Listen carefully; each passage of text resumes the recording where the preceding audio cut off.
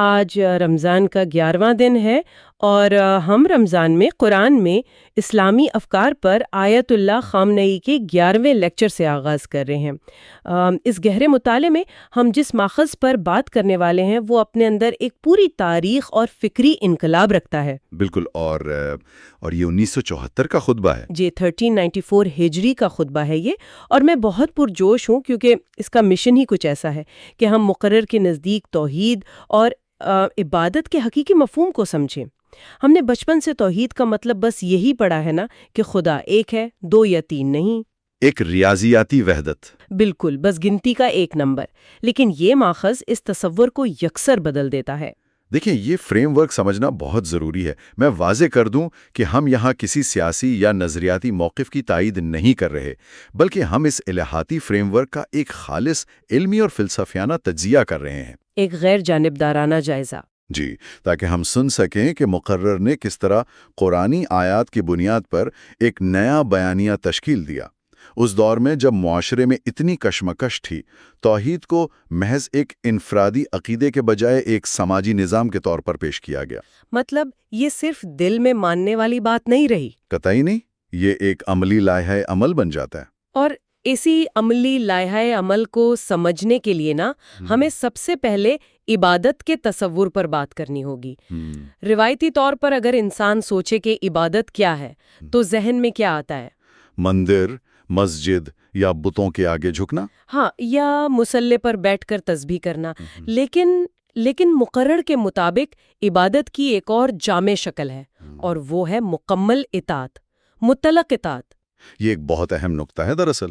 اگر کوئی شخص کسی انسان ساختہ نظام کی یا کسی جابرانہ طاقت کی مکمل اطاعت کر رہا ہے تو کیا وہ واقعی اس کی عبادت کر رہا ہے؟ اس ماخذ کے مطابق بالکل ایسا ہی ہے۔ مقرر کا استدلال یہ ہے کہ اگر انسان کسی ظالم سیاسی نظام یا حتیٰ کہ اپنی نفسانی خواہشات کے آگے بھی ہتھیار ڈال دیتا ہے اور ان کی غیر مشروط اطاعت کرتا ہے تو وہ ان کی عبادت کر رہا ہے، اور یہ شرک ہے۔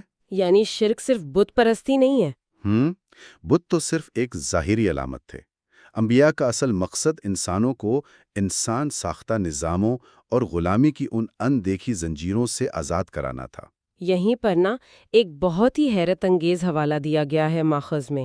امام جواد کی ایک حدیث کا ذکر ہے، اور یہاں بات واقعی بہت دلچسپ ہو جاتی ہے۔ جی، وہ حدیث جو سننے کے حوالے سے۔ بالکل، اس میں کہا گیا ہے کہ اگر کوئی شخص کسی مقرر کی بات پوری توجہ اور تسلیم کے ساتھ سن رہا ہے تو وہ دراصل اس کی عبادت کر رہا ہے۔ ایک بہت ہی گہرا نفسیاتی نقطہ ہے۔ میرا مطلب ہے، اگر مقرر خدا کا نمائندہ ہے تو آپ خدا کی عبادت کر رہے ہیں، اور اگر وہ شیطان کا ترجمان ہے تو وہ شیطان کی عبادت ہے۔ یہ سن کر تو میں حیران رہ گئی کہ محض پوری توجہ سے سننا بھی عبادت کے زمرے میں آ سکتا ہے۔ دیکھیں، اگر ہم اس پر غور کریں تو یہ نفسیاتی غلامی کی طرف اشارہ ہے۔ جس چیز کو انسان مکمل توجہ اور تسلیم کے ساتھ سنتا ہے وہ اسی کے تابع ہو جاتا ہے۔ اندھی پیروی؟ جی، اور اسی لیے ماخذ میں ایک حل بتایا گیا ہے کہ انسان اس باطل نظام سے کیسے بچے، اور وہ حل ہے قرآن۔ مقرر نے قرآن کو ایک بے کنار سمندر قرار دیا ہے جسے مسلسل پڑھنے اور سمجھنے پر زور دیا گیا ہے۔ بالکل، لیکن یہاں ایک بہت بڑی رکاوٹ کی نشاندہی بھی کی گئی ہے۔ وہ دعویٰ کہ قرآن کو صرف معصوم امام ہی سمجھ سکتے ہیں۔ ہاں، مقرر نے اس دعوے کا بہت سختی سے رد کیا ہے۔ یہ ایک گمراہ کن فریب ہے۔ انہوں نے امام علی کے اس قول کا حوالہ دیا ہے کہ یہ ایک حق بات ہے جسے باطل مقاصد کے لیے استعمال کیا جاتا ہے۔ ہاں، یعنی بات سچ ہے کہ امام بہتر سمجھتے ہیں، لیکن مقصد غلط ہے۔ مقصد عوام کو قرآن سے دور رکھنا تھا تاکہ لوگ خود نہ سوچ سکیں اور انہی کرپٹ لیڈروں کے محتاج رہیں۔ اور ماخذ میں اسے آج کے دور سے بھی تو جوڑا گیا ہے نا، کہ جب معاشرے پر مصیبتوں کے سیاہ بادل چھائے ہوں، فتنہ ہو، گمراہ کن نظریات ہوں، تو نجات کا واحد راستہ براہ راست قرآن سے رجوع کرنا ہے۔ جی، اس کے لیے کسی مسیحا کے انتظار کی ضرورت نہیں ہے۔ یہ نہیں کہ انسان 12ویں امام کے ظہور کا انتظار کرتا رہے اور آج کچھ نہ کرے۔ آج ہی قرآن کو سمجھنا ضروری ہے۔ اور جب انسان قرآن کو سمجھنے کی کوشش کرتا ہے تو ماخذ کے مطابق اسے سورہ الانعام کی آیات 114 سے 116 تک کی رہنمائی ملتی ہے۔ یہاں یہ واضح کیا گیا ہے کہ قانون کا سرچشمہ صرف خدا کی ذات ہے۔ اگر ہم اسے وسیع تر تناظر میں دیکھیں تو یہ آیات انسان کو ایک بہت بڑا اصول دیتی ہیں۔ وہ اکثریت والا اصول؟ جی بالکل، ماخذ واضح کرتا ہے کہ زمین پر موجود اکثریت کی اندھی پیروی انسان کو ہمیشہ گمراہی کی طرف لے جاتی ہے۔ لیکن یہ بات تو آج کے اس جدید جمہوری ذہن کو بہت چبھتی ہے۔ ہم تو کہتے ہیں کہ جدھر زیادہ لوگ ہیں وہ حق پر ہیں، جبکہ خدا کا راستہ حقیقت اور سچے علم پر مبنی ہے۔ یہ بات انسان کو اکثریت کے دباؤ سے کتنا آزاد کر دیتی ہے نا؟ انسان یہ سوچنے پر مجبور ہو جاتا ہے کہ حق کی پہچان ہجوم سے نہیں ہوتی۔ سچائی کا معیار ہجوم نہیں ہے، سچائی خود اپنا معیار ہے۔ بہت خوبصورت بات۔ اچھا، یہاں ایک بظاہر چھوٹا اور متضاد سا موضوع آتا ہے ماخذ میں۔ اتنی بڑی بڑی الہیاتی گفتگو ہو رہی ہے، کائنات اور حاکمیت کی باتیں ہو رہی ہیں، اور اچانک جانور ذبح کرنے اور گوشت کھانے کا ذکر آ جاتا ہے۔ سورہ الانعام کی آیت 121۔ اس سب کا کیا مطلب ہے؟ یہ بظاہر عجیب لگتا ہے، لیکن اگر ہم نقطوں کو ملائیں تو مقرر نے بہت خوبصورتی سے اسے توحید کے ساتھ جوڑا ہے۔ خدا کی نظر میں بڑے عالمی مسائل اور بظاہر یہ چھوٹی روزمرہ کی باتیں ایک ہی سطح پر ہیں۔ کس طرح؟ مطلب گوشت کھانے کا توحید سے کیا تعلق؟ پرانے زمانے میں مشرکین جب جانور ذبح کرتے تھے تو وہ اپنے بتوں کے نام پر کرتے تھے۔ اچھا، ہاں۔ تو جانور کو صرف خدا کے نام پر ذبح کرنا، جسے ہم بسم اللہ کہتے ہیں، دراصل اس بات کی علامت ہے کہ زندگی کا ہر عمل، چاہے وہ کھانا کھانا ہو، گھر میں داخل ہونا ہو، صرف خدا کے نام اور اس کے راستے پر ہونا چاہیے۔ یعنی پیٹ بھرنا اصل مقصد نہیں ہے، اصل مقصد خدا کو یاد رکھنا ہے۔